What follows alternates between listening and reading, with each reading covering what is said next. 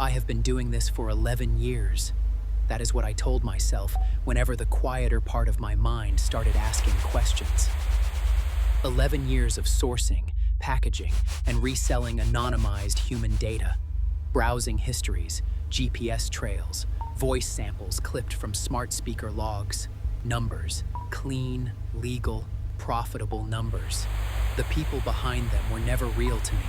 They were IDs, subject underscore something. I was very good at my work. The listing appeared at 10 past midnight.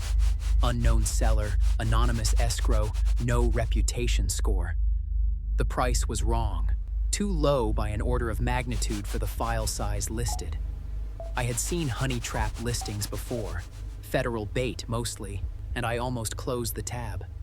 But the metadata was real, 37 terabytes, compressed.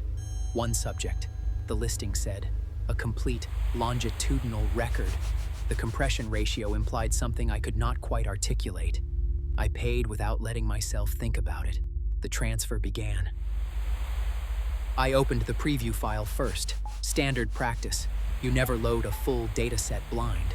The schema was ordinary enough. Timestamps, hashed location coordinates, behavioral flags, purchase metadata, content consumption logs.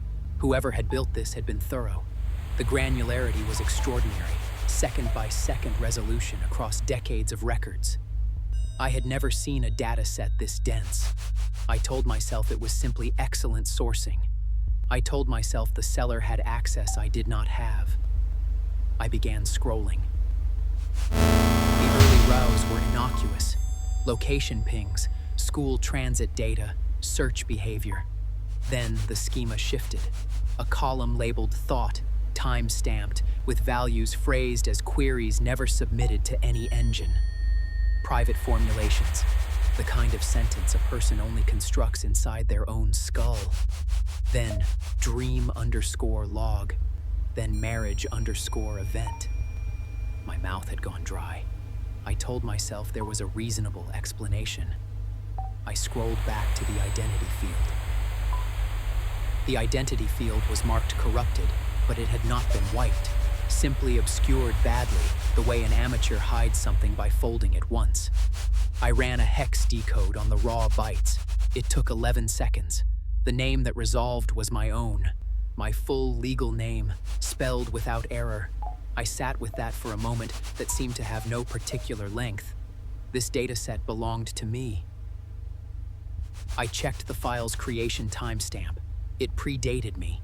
The dataset had been initialized before I was born. The records began with biometric readings I could only interpret as fetal monitoring. Prenatal heartbeat data. No hospital system, no research institution, no surveillance architecture I know of can produce this. Whatever had been watching me had started before I drew my first breath. I stood up from my chair. I sat back down. At 3:33, the dataset updated. New rows appended, timestamps current to the minute. One row said, subject has stood and sat twice, hands shaking. The next said, subject is rereading the identity field. The next said, subject's last coherent thought was that nobody should know this. These were not predictions. They were not behavioral inferences. They were descriptions of what I was doing, in the moment I was doing it, in the same dry schema as every prior record. I searched for the seller. The escrow account had been dissolved. The listing returned a 404. The wallet I had paid was empty, not recently emptied but structured as a one-time receptacle. There was no seller in any recoverable sense. The dataset had arrived because I had reached for it. The price was low because the price was not the point. Every alternative explanation had quietly closed its door. I had not bought anything. I had been delivered to. I looked at the folder structure. Most directories were closed, archived with completion flags. One folder was open. Its label read, pending, continues. Inside it, no files yet.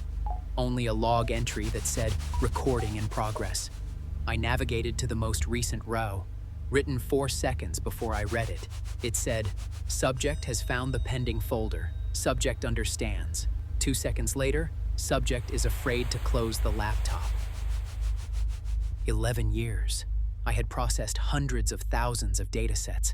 I had told myself the numbers were not people. Subject 0001. One subject. One complete record. Me. And somewhere in whatever architecture assembled this file, there was a buyer.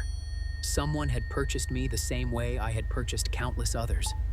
I had paid to see what I was worth on a market I did not know existed. A transaction where I was never the customer. I closed the laptop, a deliberate motion, both palms on the lid, pressed shut. The click of the latch was very loud. The room went dark. I sat in that darkness and breathed and told myself it was over.